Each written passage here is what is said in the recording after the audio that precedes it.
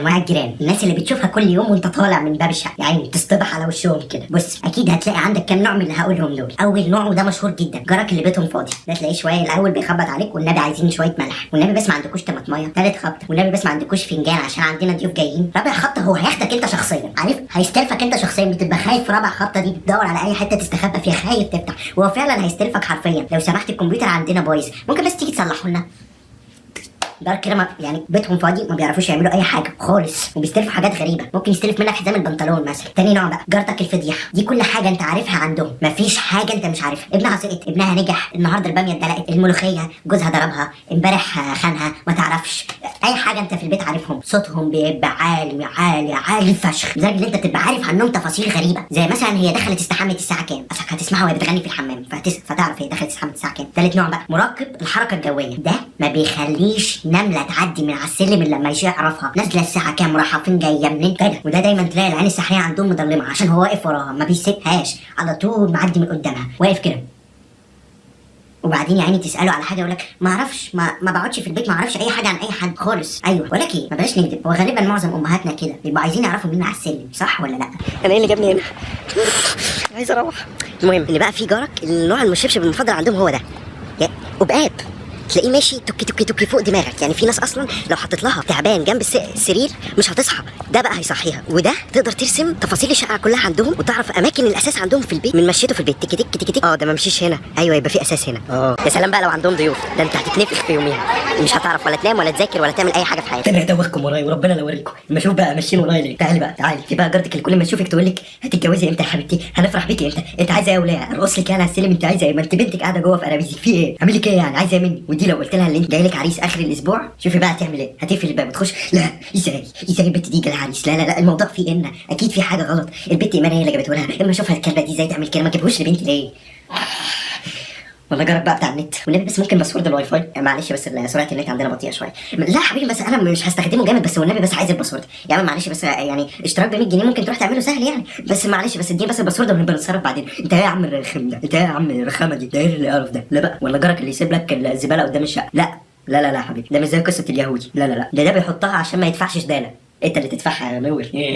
ايوه ما الراجل اللي يجي يلم الزباله من عندك هيقول الراجل ده ما بيحطش حاجه، فهيلم الزباله من مين؟ منك يا بقف. يلا نرجع هناك تاني. جارك بتاع النتيجه ده تلاقيه قبل اسبوعين من النتيجه واقف لك عند الباب بتاعه، بيتحول ساعتها لمراقب الحركه الجويه، والله العظيم تلاقيه واقف عند الباب كده عمال يسمع، يحاول يسمع شوف الشهاده تطلع امتى، يا ترى انت جبت كام، وتلاقيه ما بيزهق بقى يروح جاي لك، ممكن يا حبيبي تديني رقم الجلوس، انا النت عندي سريع اجيبها لك. يا حبيبي انا مش عايز اجيبها، انت مال امك انت، انا هجيبها، انت مالك، عايز تعرف النتيجه بتاعتي ليه تاريخ يعني، مش كفايه امي اللي لسه هتفرح اللي انا جبت اعلى من ابن خالتي ولا اوطى منه، يبقى انت كمان ده انت ايه الوساخه دي. وده لو انت جبت درجه عاليه يقعد يسالك كنت بتاخد مع مين، كنت بتروح فين، كنت بتذاكر ازاي، ما تعرفش. جارك النمرود بقى ده تلاقيه بيتنمرد على خلق الله، والله لا، مع انه ما عندوش اي حاجه ميزه عن الناس التانيه، مفيش اصلا حد احسن من التاني عشان هو يتنمرد علينا، بس ازاي تلاقيه خارج بكلب كده صغنطوط لولو كده، انا بحب الكلاب والله لازم، بس هو تلاقيه خارج بكلب لولو كده يا عيني وماشي بقى يبص لك بقرف.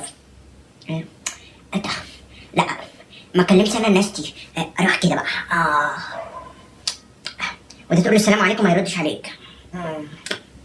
سيبنا من النوع ده ربنا ياخده. جارك النطح انا والله العظيم ده بالنسبه له مناسبات ما فيش يابا، هو عيد صغير وعيد كبير وما يريح امنا بقى، ملوش اصلا في اي حاجه من الحاجات دي، وبالنسبه له في الردود فهو عنده شكرا. والله العظيم ناس عندي في الصفحه تقعد تقول لي كلام حلو في الكومنتات، وانا في الاخر اخش اقول لهم شكرا. بحس اللي هو هياخد عنواني ويجي لي البيت يتف عليا عشان يتف عليا بس، والله العظيم مع انهم بيبقوا في محافظات تانية بس هو هيجي عشان يتف عليا.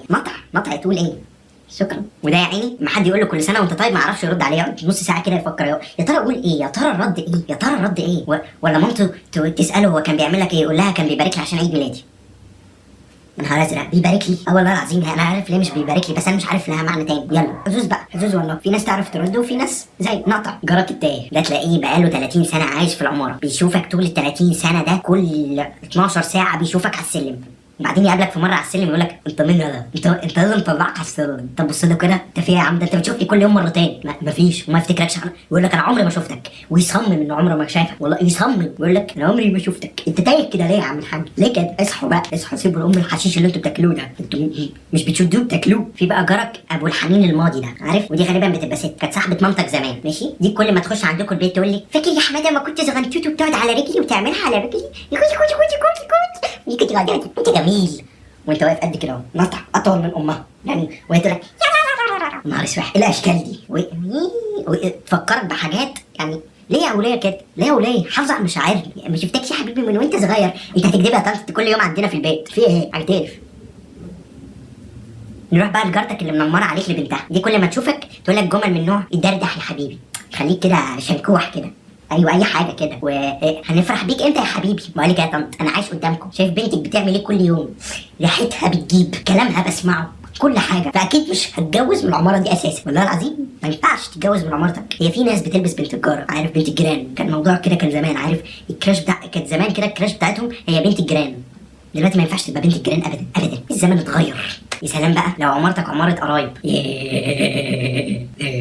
بص بقى ده بيحصل، هتروح مامتك عند مامتها اللي هي تيتا يعني، وتروح تيتا طبعا هتغذيك، انت عارفين احنا التيتات كلهم يحبوا يغذونا كده، بس تيتا هتلاقي مامتك بعد ما انت تاكل في الطبق بتاع تيتا قايمه وبتاخد الطبق عشان تغسله، هتلاقي تيتا بتاخد منها الطبق على طول، تقول لك لا دي باقي، امك هتاخدها، هي امك عينيها من الطبق ده، ايوه الطبق ده عينيها منه، وهتلاقي امك بتعمل معاها نفس الكلام برضه، يعني لو امك رايحه بمعلقه هناك عند ست عمرها ما هتنساها، لاحظ كده هتحطها في الشنطه او في جيبها او في الخزنه السريه، عارفينها انتوا دي، اي حاجه بس مش هتسيبها هناك، عارف ما تعرفش ايه موضوع الاطباق والمعالق ده بالنسبه لهم، يعني في ايه طبق راح هنا جه هنا ما حصلش حاجه، الباب في الباب يعني، والله العظيم حاجه غريبه يا اخي. بصوا انا كده خلصت، تقدروا تتابعوني على اليوتيوب، فيسبوك، انستجرام، بنزل على كل دول فيديوهات، الانستجرام بينزل بس جزء صغير، الباقي بينزل كاملين، بس ما تنسوش تعمل سبسكرايب اهم حاجه لليوتيوب، وبس كده. كان معاكم محمد من توب انفينيتي، سلام. يا مجنون مش انا يا ولد، ولا كنت في هواك